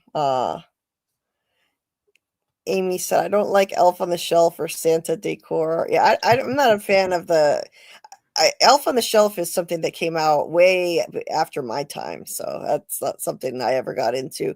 We do have Snoop on the Stoop, though. It's that's a fun alternative to Elf on the Shelf that just came out in the last few years. So we have Snoop on the Stoop over here. Gee, the marketing possibilities are endless. Maybe you could get one for the cottage, dog on a log, Yeah. We have Snoop on the Stoop in his cool jacket and headphones here. And is he actually a Snoop? Does he have a camera? No, he doesn't. No. Nope. Just got him for Christmas this year. Yeah. He's fun. I thought he was hilarious. Hey, Muncher Luncher. He said there's also Ho on the Go. Ho on the Go. Of course there is. Yeah, it's Snoop Dogg, Amy. Yep, Snoop Dogg. I got a few different outfits to dress him up into. And there's Martha on the Mantle for those who like Martha Stewart too. Oh, dear. That would just creep me out. Yeah. The whole concept of Elf on the Shelf is a little weird, like making kids think that they're the little dolls are watching them and reporting to Santa. A little weird. Halloween doll in the hall. I wouldn't like bear in the air, Scott. We've created a monster. Yes. So getting back to where we were at here. So they're laying under the bed, and Volkov, Borya comes in with his ladies, Just talking to one. them. Just one, Yeah. this time, and Yeah, and he doesn't bring them all at the same time. She just uses the plural because he has a stable of girlfriends from which he chooses, So like oh, depending okay. on which week it is, you'll get a different one kind of thing. I was thinking he was having an orgy in there. No. It's just the two of them.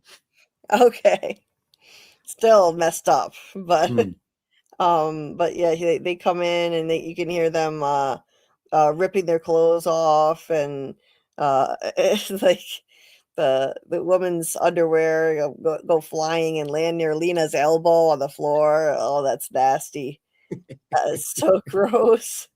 Um, and like they get on the mattress, and which it starts to sink just a little bit under their weight. The bed frame's creaking, and I can just picture the whole thing. Harry and Lena laying there underneath and just looking up, like listening.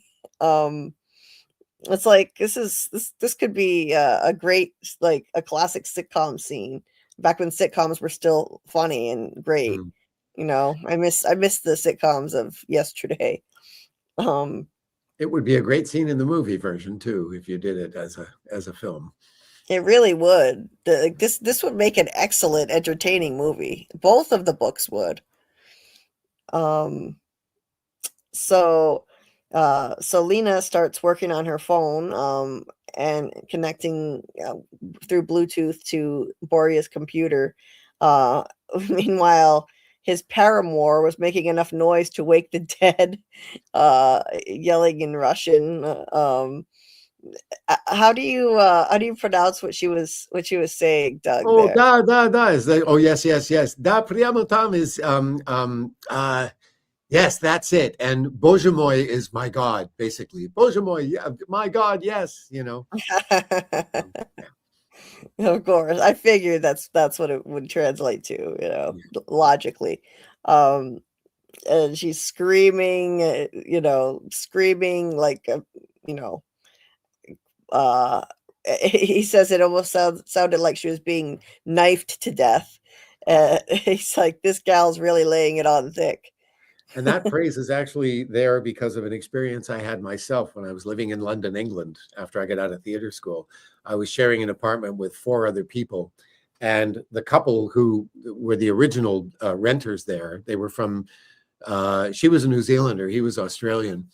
And they had converted what had been the dining room into a bedroom. But there was an archway that connected it to the living room. So they just put a big dresser in front of it and a curtain to, separate it off from the living room. But in terms of sound, it was like completely non-existent sound insulation. And I was lying on the couch one night watching TV. I fell asleep watching the news, and the 2 of them were having it off in the next room. And all of a sudden I heard this screaming that was like, I woke up thinking literally that someone was being knifed to death. And it was just my fellow roommate having the loudest orgasm I'd ever heard in my life. Oh my God. That is awkward as hell. There's no way I would want to hear that. I woke up and I was like, ah. Oh shit. Oh my God. That's the last thing. That's the last thing I would want to hear. Like, no, just no, please. I would not need to hear my roommate or my friend or anything having that kind of experience. I never lived in a dorm in college. I know some people who stayed in dorms had to deal with that kind of thing. Yeah. Like sometimes right in the bunk bed up above up above you, like God. Or they leave a sock on the doorknob, and Yes. yeah, I never had those experiences. I commuted from home, so I didn't have to deal with that. Same here. Yeah. Um, uh, I had a friend in high school whose parents, like, it was very inappropriate. Like, her mother, her father had passed away, and her mother had a boyfriend who would come over, and like they would be so loud in the next room she could hear it through the wall all the Oh time, dear. like screaming. And it's like, no, that's just gross to do that with your kid in the next room. Like, No kidding. Yeah. yeah, really inappropriate stuff. And then she would go hang out with her friends and like have sleepovers with her friends, and they'd be doing stuff in the bed next to her, and like I'd be so uncomfortable being around that. No kidding. Um. Anyway, uh, they were talking about sitcoms in the chat here. Sitcom, yeah, the laugh tracks don't annoy me because I grew up watching sitcoms so much that I'm used to it. Unless it's not funny. Like Amy said, I hate when the laugh tracks be going when nothing funny is happening. That's irritating, and that happens a lot with mediocre sitcoms. And you'd hear these dumb laugh tracks, and the thing wasn't even funny at all. But if you're watching like I Love Lucy or something that's actually quality, Frasier, then the laughs are earned, and I don't mind them.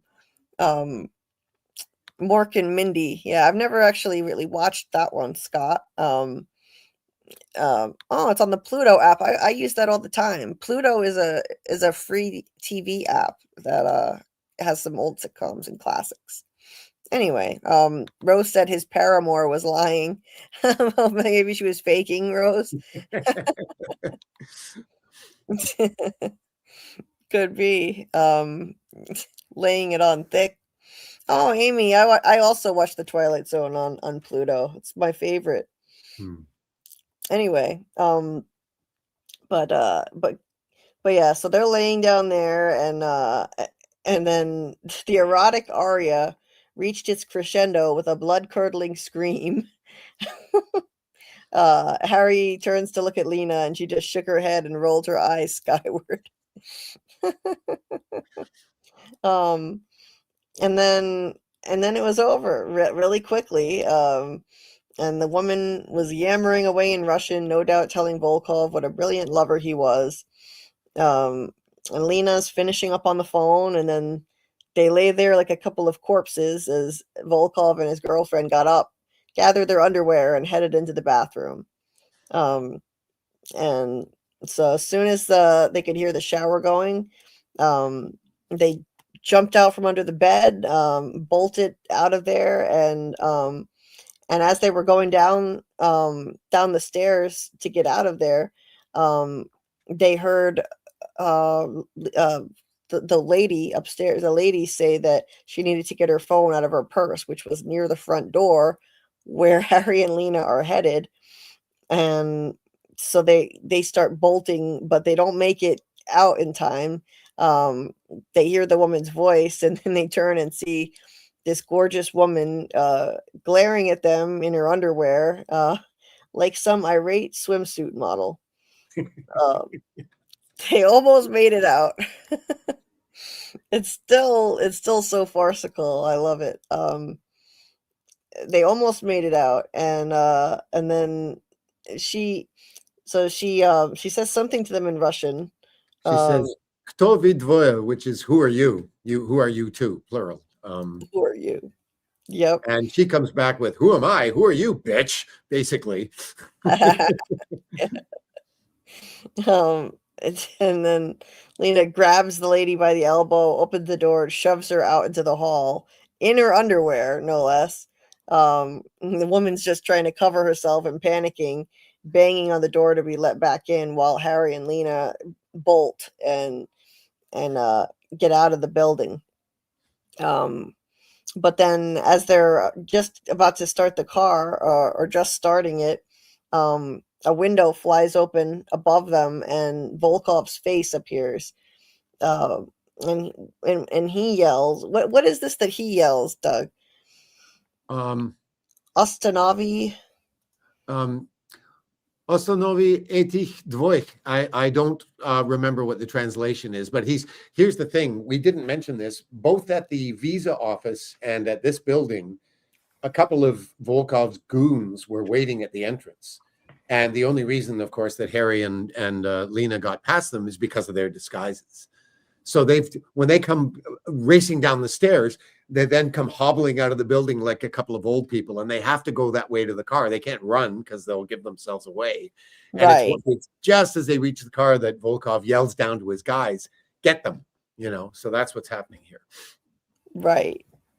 And so then they take off and drive like absolute maniacs. Lena's Lena almost T-bones a delivery van. She drives straight at a couple of guys with guns, and they have to dive out of the way. They drop their guns.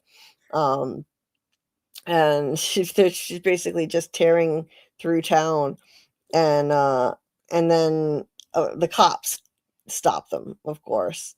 And it's just for speeding. I figured that was gonna happen. And Lena is so cool in all of these crises. She's in everything that's been going on. She knows exactly what to do. Harry panics, saying, they found us, and she keeps taking charge over and over again, and she tells him to grab his left arm and act like he's in pain and don't talk. So the cops talk to her, and then she lets out this amazing performance, crying and talking at the top of her lungs at them, and then they get back in their cruiser and pull out in front of them to lead them to the hospital, because she had him fake a heart attack, which was really clever idea. And so the cops just act as their escort to the hospital. They follow them there, and then they manage to get out and pretend like they're going into the hospital. And as soon as the cops are out of sight, then they get right back in their car and leave. Brilliant way to get out of that one, because Harry is just he's on totally unfamiliar territory. And I think it kind of shows that he's been retired for a while. He's not working for CSIS anymore, and being in Russia and not knowing the language, he's at a disadvantage. Yeah, totally. She's really the only one who could have pulled this off the way that they did, because what's he gonna do? He can't open his mouth. Even if he were still at it, as a full-time spy and still at the top of his game, he's out of his depth because he doesn't even know enough of the language to be able to get out of these jams. Yeah. So it's a good thing that she knows what to do, and he's able to follow her lead, and they get out of these messes. So yeah, they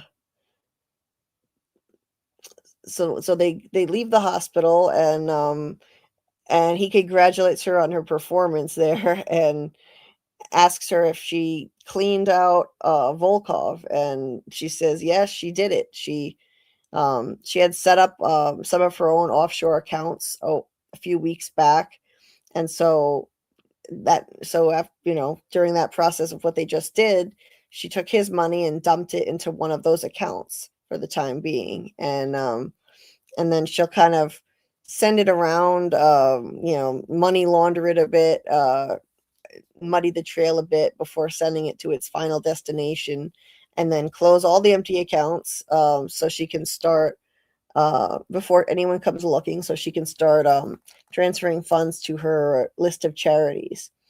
So she really knows what she's doing, and she's clearly been thinking about this. This isn't just a spur of the moment plan that she's come up with. Obviously, this is something she must have been considering before Harry approached her. Oh God, yes. Yeah. And that's, she doesn't go into a lot of detail there, but that's what I was trying to imply, that, she's been unhappy in this relationship for a very long time and has been looking for a way to get out. And the only thing that has stopped her is that she didn't have the one thing she really needed to get away. And that is, Harry helping her, basically, you know. Once she Right. was able to make the CSIS connection, it was like, okay, now I've got my ticket out of here. Right. Exactly. That's what it felt like to me.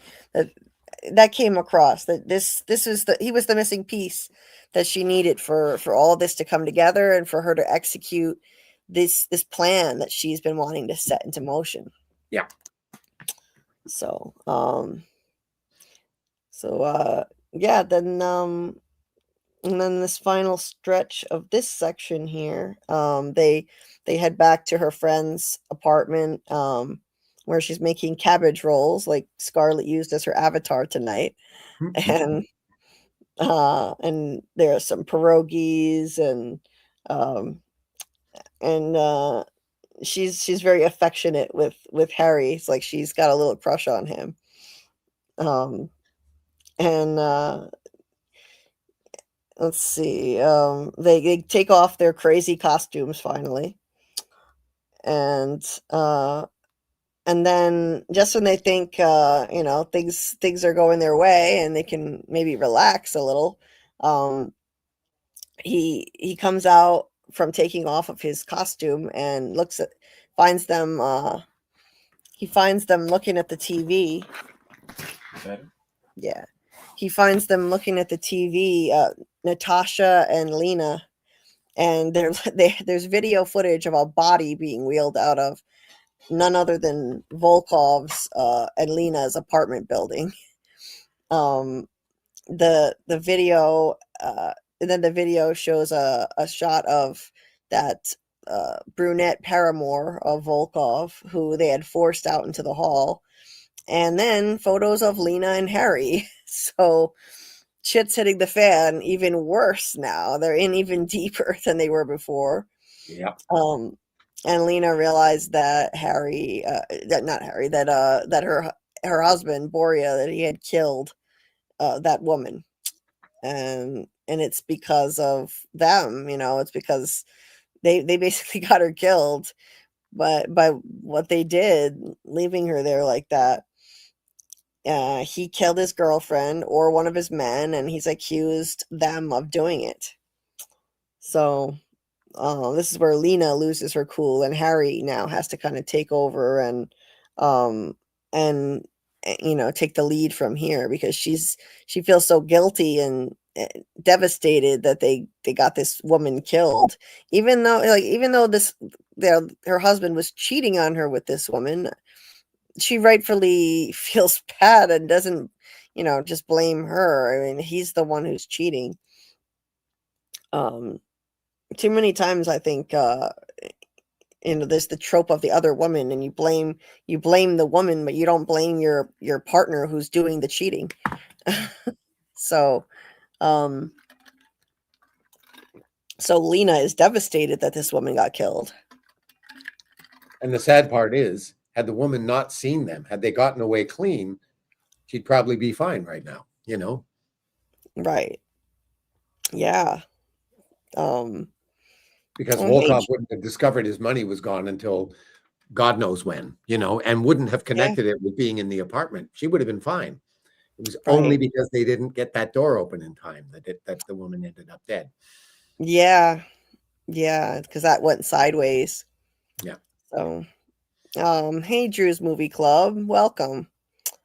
Thanks for popping in. And thank you, Scott. Please hit the like button, anyone listening, if you haven't already, and help people find the stream. So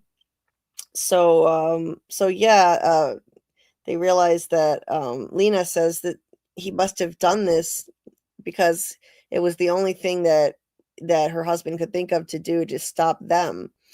He must have checked his bank account, and he couldn't go public with the news that someone had just stolen his entire fortune. If his fellow oligarchs heard the truth and that he'd been deceived by his own wife like that, he'd be a laughingstock, and his creditors would be after him, those Russian mobsters. So if he admitted he was broke, it would be like signing his own death warrant, tantamount to signing his own death warrant. So So she said this way he gets to keep his secret while he sends the entire legal apparatus of the Russian Federation after them. Yeah.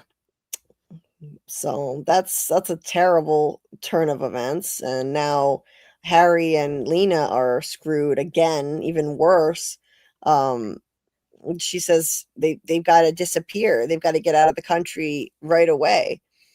But there's the little matter of what he came there for to begin with, that he cannot leave until he gets that mission done. Right. He can't. Or all of this would be for nothing, like Pete said.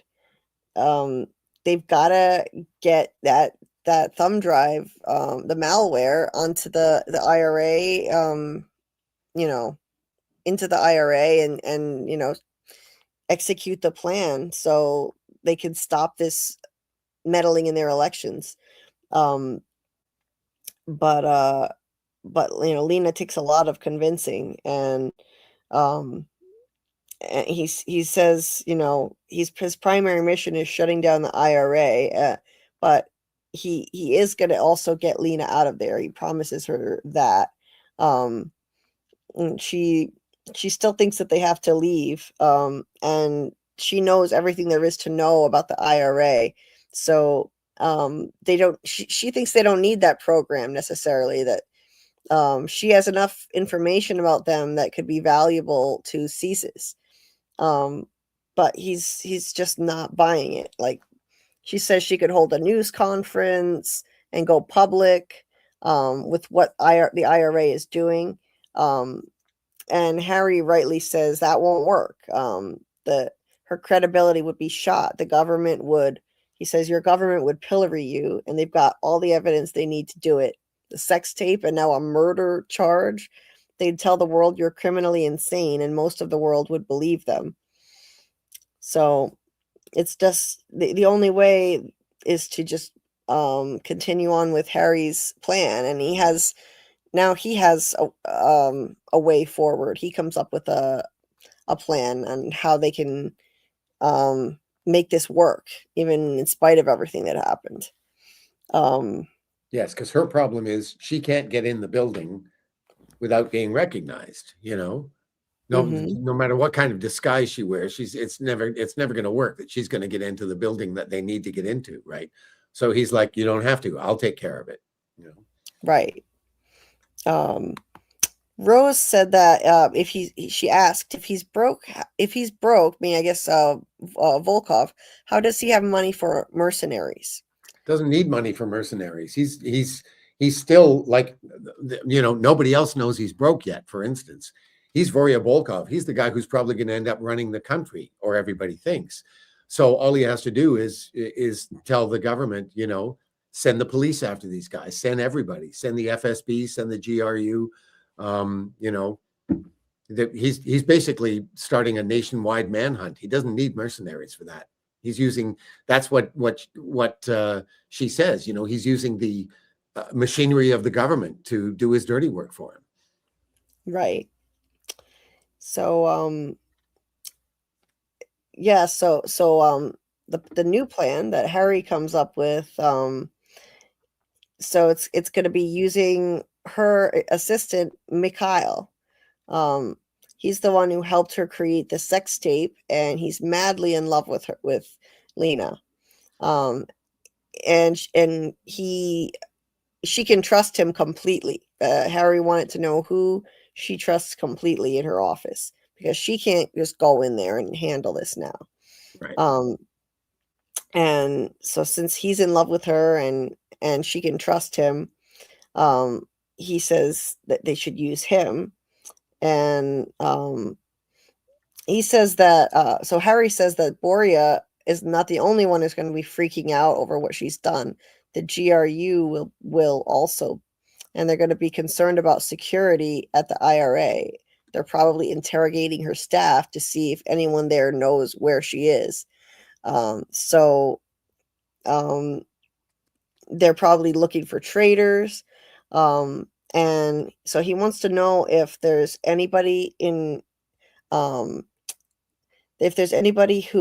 the ministry, like, if the ministry would send somebody root them out, someone who has orders to tear the place apart, looking for traitors. And he wants to know if the Ministry of Justice wears uniforms. So because that she says that they'd probably hand it over to them, and they'd be the ones to go looking for those traitors. And she says yes, they do wear uniforms. Every government official in Russia wears uniforms. So Harry gets the idea to come up with one of those uniforms for them. Or her friend Manya, who is good at coming up with costumes, she says that yeah, she might be able to get her hands on a uniform, and they're going to dress Harry up like a Ministry of Justice guy, and he'll go in and act like he's going to inspect the IRA office. Not even being able to speak the language, just knowing a handful of Russian, but he's going to go in and do that, and using Mikhail as his assistant.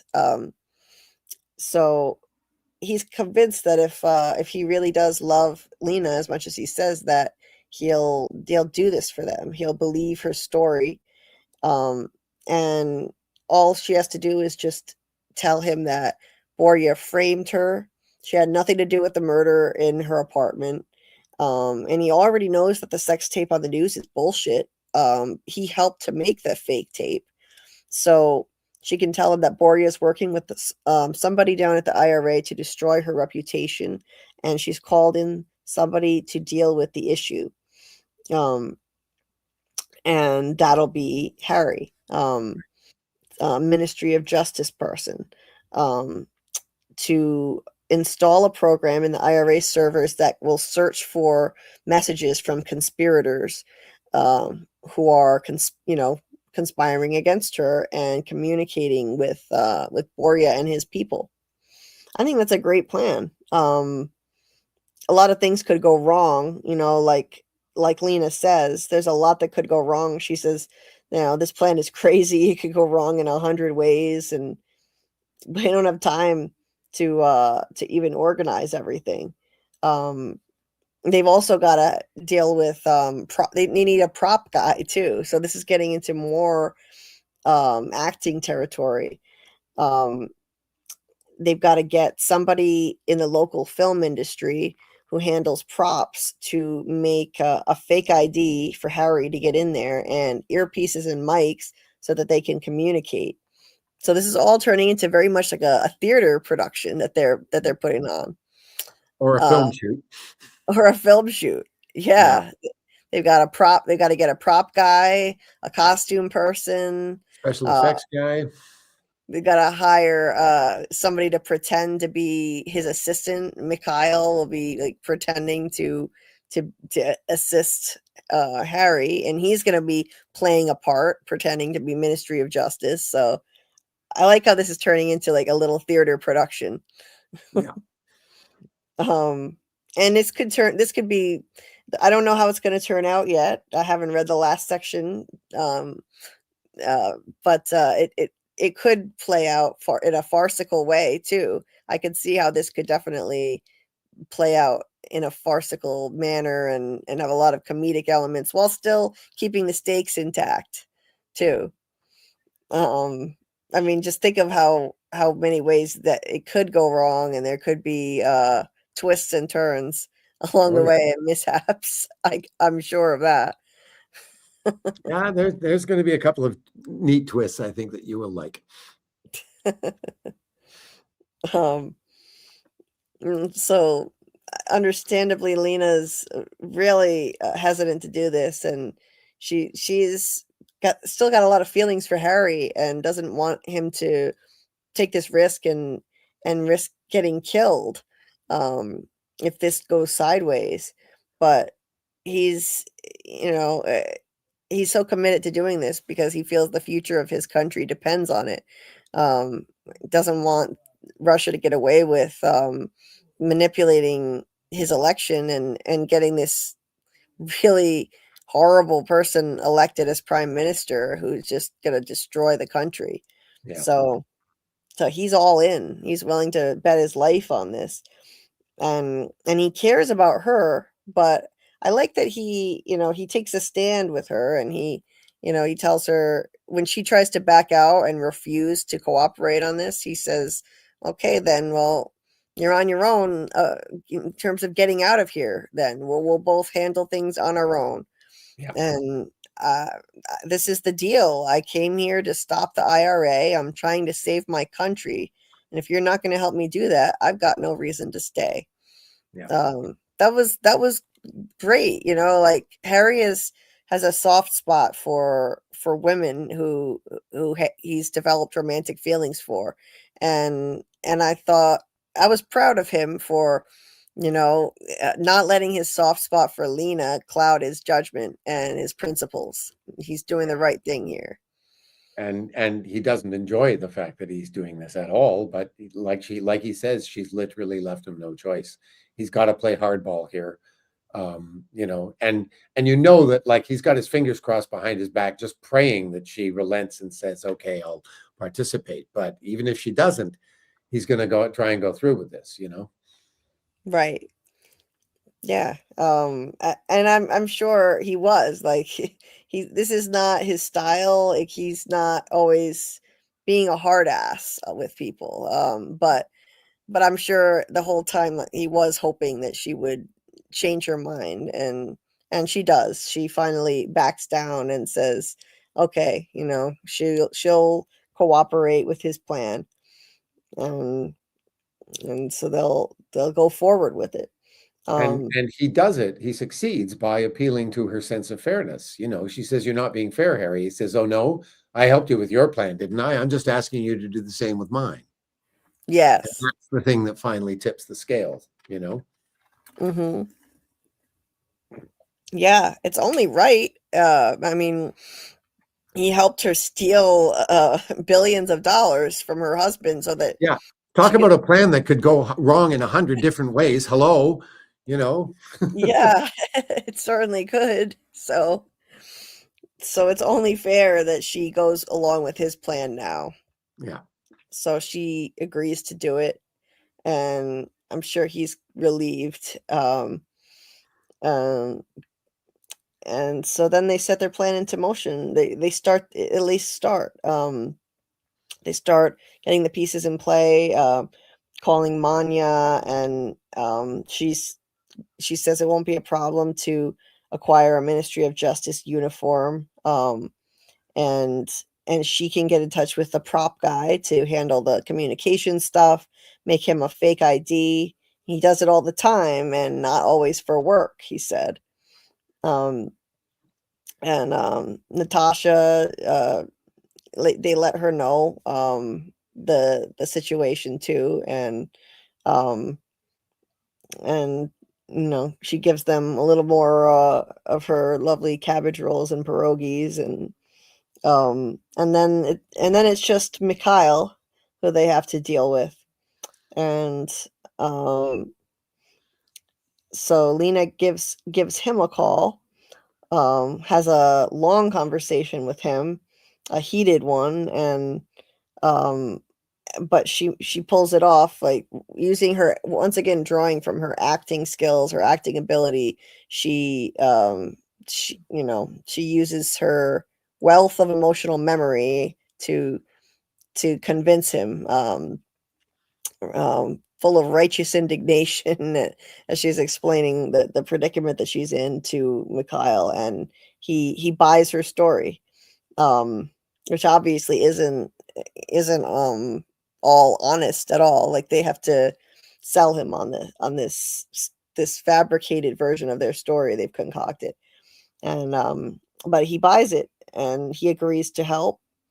So they they come up with the address of the IRA building, and plan to go forward with that. And Natasha tells Harry in Russian, "Take care of my friend, you lovely man." That's sweet. She says, "Ya Ponomayu." What is that? How do you say that? Yapanimayo means da yapanimayo means yes, I understand. Mm-hmm. Okay. Yeah, because they had said, if she hears from a branch of the government or anyone who has come to question her about them, just say that she's never met them, that she's never met Harry, and that she hasn't heard from Lena in weeks. Yeah. And then she says she understands. I like how you added the Russian phrases in there. I And think I told you I had some help with that. mhm. When I went to Russia back when I was in high school, one of the teachers in my school actually spoke Russian. And on his own time after school, he volunteered to come in and give us some introductory Russian classes. And one of the gals that I went to high school with was still in touch with him. And so I got in contact with her and I said, is he still alive? And she said, yeah, he lives in Lansing, Michigan now. He was a psychologist after he stopped teaching. And she said, I think he's retired now, but he's still around. And I got his phone number and I called him up and I said, would you be interested? I had done my own sort of translations, but I said, would you be interested in just reading and letting me know how good this stuff is? And he went through it, made a few changes and sent it all back to me. And so, yeah, it was great. Nice. Yeah. That must have been helpful. Very much. Carl had said in the chat, he puts his mercenaries on layaway. Rose, layaway mercenaries will just kidnap them. DoorDash mercs. So that wraps up that section of the book, and that just leaves us with one last segment, right? Starting with 269 through 326, I think, right? Well, we're actually on we can go just a little further past the past this bit. We got a couple more pages we can go through just to sort of set us up for what's coming up next week. Okay. Let's see. We've got all of 68 and most of 69, which we can get away with. We can stop just before the bottom of 69. Because there's just a couple of things that are going to happen here that we can sort of get out of the way before next week. Oh, I must have. I have different page numbers. I must have like the wrong version of it in front of me right now, because you had sent me a different version. Let me see. Oh no, that it may have been. I may have told you to stop at 267. Is that what you've got? Yeah. Top of 268. Yeah, we could stop there. Actually, it's only like a page and a bit anyway, so it doesn't make any difference. I was just looking at it earlier today, and I thought we could push this down to almost the bottom of 69, but it doesn't matter. This is going to be a short session next week anyway, because it only goes to 320. Well, actually, no, we've still got 60 pages, I think, to go. No, it's about the same as today. So no, that's fine. We can pull the plug there. Yeah, I think that's a pretty good place to cut that, and then pick up with the next section and finish. It's a good it's probably it's actually a little bit longer than the section from this week, but not overly long at all to cover and wrap it up, I think, right? No, what I was trying to do by doing this extra little bit was get a little closer to where they actually leave on this thing that they're going to do. But I didn't want to go all the way to where they leave, because then this would have been too long. But like I say, we're only talking about a page and a half here anyway, so it doesn't matter. We can do it next week. Okay. All right. Then we'll pick that up next week. Which day would work for you, Doug? I'm pretty open. Doesn't really matter. The only thing about next week is I would like to, whatever night we do, I'd like to start as early as possible, because they're starting to put my bathroom in on Monday. Oh, and okay. they're going to be working 9 to 5, which means I got to get up at like 7:30 in the morning every day next week. So it's going to be an early start for me the day after, whenever we do this. So if we can, back it up a little bit, that would be helpful. Sure. Yeah, Okay. we can do that. So, starting at maybe like 9 p.m. Eastern, and would that be 9 better would for be you? great. Yeah. 9 would Yeah. be great. like 9 p.m. Eastern. If we actually start at 9. Yeah, I should plan on starting half an hour earlier, and then Yeah, we'll say 8:30, and then we'll start at 9, and that'll be fine. that should work. Yeah. Let's see. And yeah, Wednesday would be good if that works for you. Yeah. Is Wednesday Yeah, I good? don't have anything going on, so that should be okay. All right, then we'll plan on Wednesday at 9 p.m. Eastern, so a little bit earlier than usual. I'll put out an announcement way ahead of time so people aren't surprised by the earlier time and hopefully trickle in sooner. Because if you noticed, the numbers went up quite a bit from where we started at the beginning. Yeah. We got folks. I think that the earlier time surprised people, so I'll announce it sooner. Yeah, and it would be good too because since it's the last section, people are probably going to want to be there from the beginning, I would think, Yeah, definitely. So I'll just go ahead and announce it through a YouTube community post and a Discord post tonight, and then I'll promote it through our next couple lives that we do, which will be from Rewatch Live within the next few days. Not sure which night we're gonna do it, but I'll announce it then too, and to anyone who's watching, and also whenever we get your video posted on your channel, I'll promote that too on the first From Rewatch Live that we do. And we can talk about that tomorrow because I was supposed to be working with Marcia tomorrow. We thought this thing was going to take us a couple of days, but we finished it today. So the decks are cleared for tomorrow. So nice. Awesome. So yeah, I will definitely I'll reach out and we can see if we can get this video situation straightened out, and I'll help promote however I can. Awesome. Much appreciated. Yeah, happy to help. This has been fun. Thanks for doing this again, and I'm looking forward to finishing up and seeing how all of this ends. It's Lots of twists and turns coming, I can tell you that. I bet you pack a lot of twists and turns into even short excerpts from this book. Yeah. Well, you're about to see a surfeit of that in this last little bit. Awesome. Looking forward to it, Doug. All right. And yeah, I hope you enjoy the continued From teaser hoopla, because there's going to be a lot more social media craziness around this. So I hope you're ready for it. Well, all I keep thinking is, my God, if they go this crazy over a little teaser, what are they going to do when the first episode comes out? It's going to be batshit crazy. So get ready. I think you're absolutely right. Seriously. Yeah. Yeah. If you think people are going nuts now when they see you online, it's going to be on a whole other level. Oh, trust me. When this first episode comes out, the shit is going to hit the fan. Oh my God. I'm excited. I can't wait to see it. 72 more days and it'll be here. The fandom is counting. 10 weeks. Yeah, it'll be here before we know it. Yep.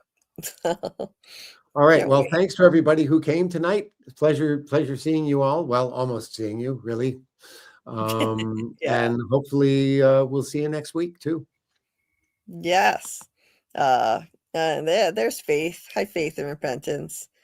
And thanks, Scott, for the support. Please hit the like button, subscribe if you're not already subscribed, and hit the notification bell.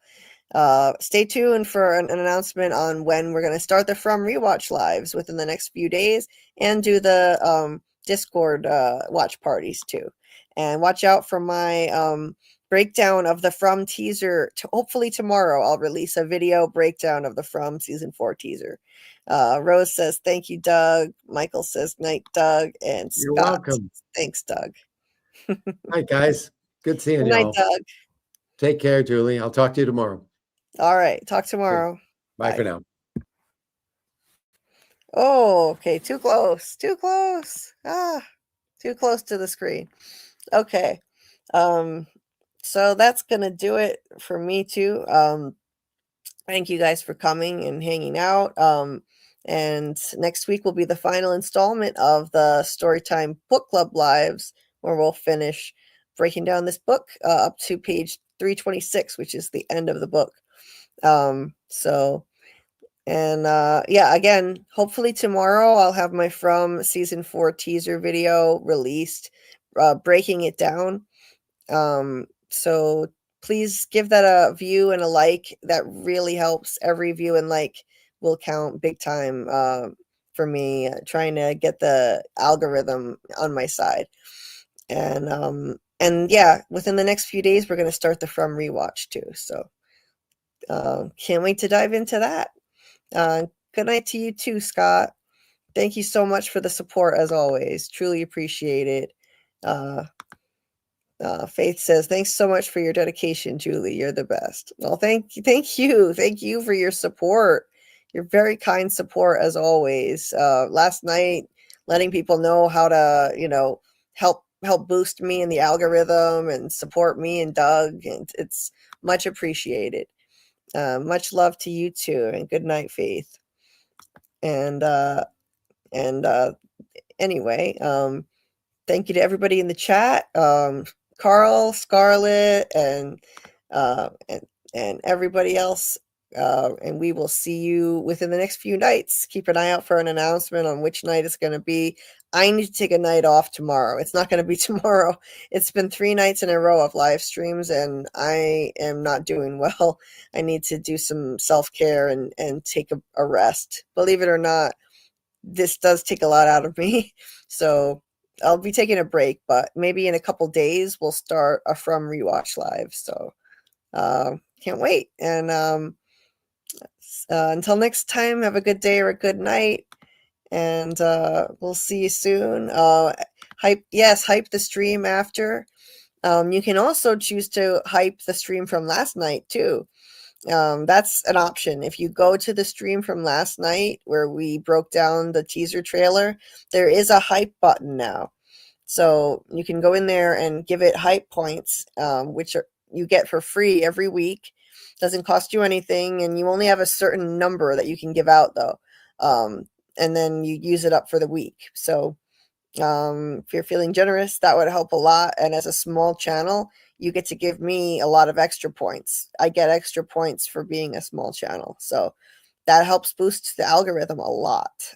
So that would be greatly appreciated. If you want to hype this one, if you want to hype the one from last night, or both, you could do both if you have enough points.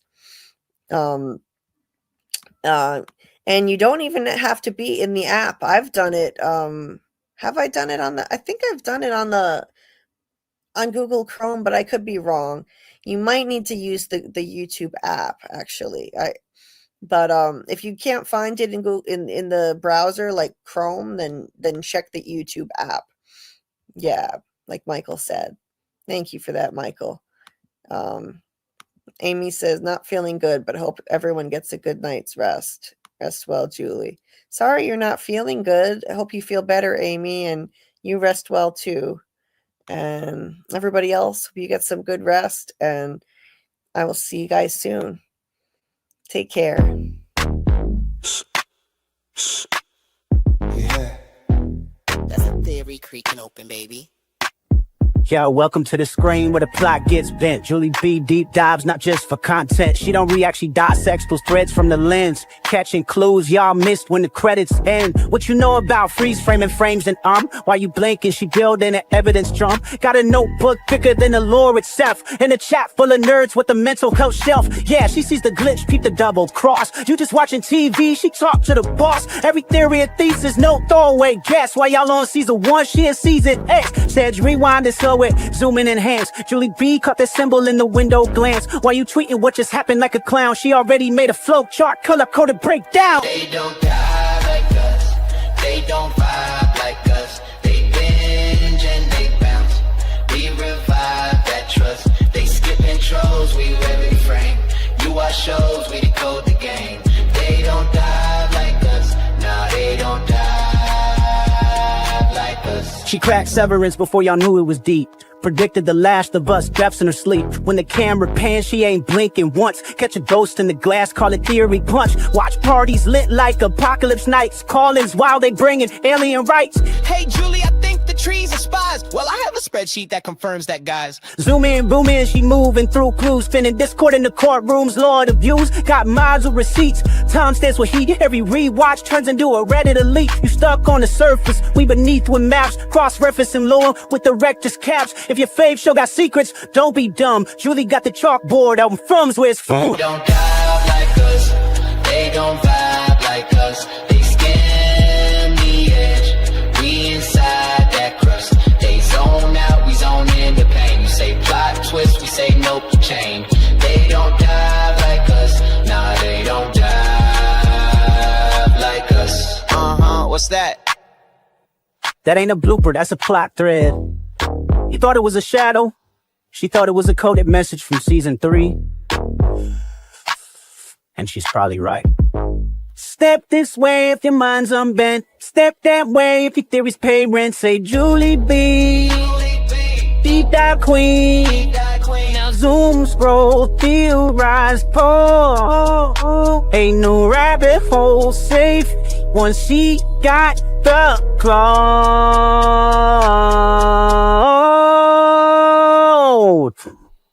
They don't dive